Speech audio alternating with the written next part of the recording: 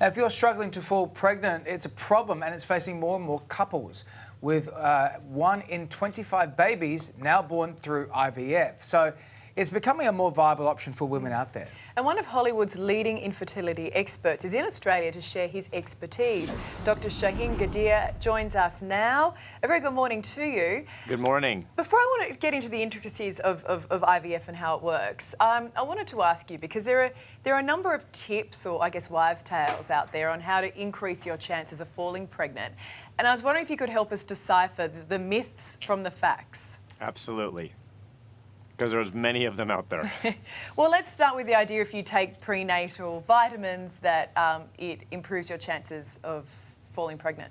So prenatal vitamins actually help decrease the chances of side effects on the newborn, decreasing spinal cord abnormalities and preparing the body. But to be very honest, a prenatal vitamin is never going to help someone get pregnant. What about if you take birth control for too long? Will that cause infertility? No, it really won't. So the only thing about taking birth control for a long period of time is it may take a few more months, up to maybe 6 months before the cycle goes back to normal. But being on birth control for a long time does not make someone infertile, nor does it protect their fertility, keeping them from ovulating. So it actually doesn't do anything in the long run. Well, Dr. Ghadir, I guess, how can women optimise their chances of then having a baby? So one of the most important things, and thank you for asking that question, is we have put a website together that's called wewantababy.com.au to help the Australian population get answers to their questions about anything related to fertility. The most important thing to do is probably have a very honest discussion with your physician, your OBGYN.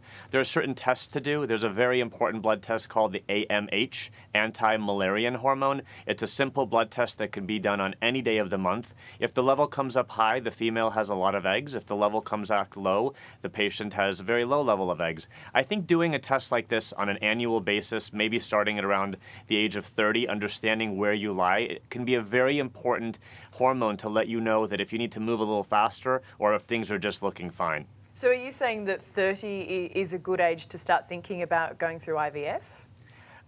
No, I'm not saying that at all. I'm saying that the younger you kind of look at all of your options for trying to have a baby, the better it is.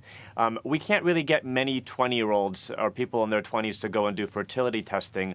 But at the age of 30, I think it's a good time to start doing a blood test, to start thinking about your future, to start thinking about what your overall goals are, to start thinking about, is egg freezing right for you, because you may not want to have a child till maybe in your early 40s. So protecting your future and doing everything you can to be knowledgeable about where you stand at that time can be beneficial. The sad thing is that after the age of about 27 or 28, most female, their fertility begins to decline. So doing something around the age of 30, we find it to be reasonable.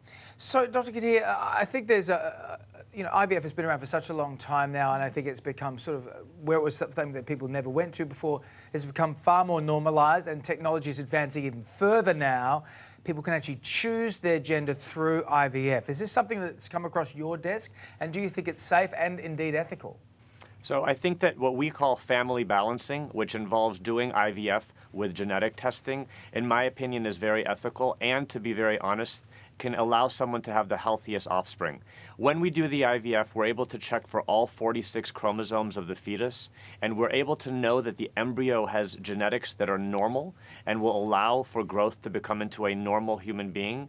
And for that reason, we actually weed out a lot of abnormal chromosomal findings that lead to miscarriage. So by doing so, not only can you find out the gender, because the X and the Y are part of the 46 chromosomes, but it also allows for all the other chromosomes to be tested, weeding out things such as Down syndrome or other chromosomal abnormalities that lead to miscarriage. So, Dr. Ghadir, you are the IVF expert or clinician for many of the celebrities in the States. Can I ask why you're here in Australia at the moment?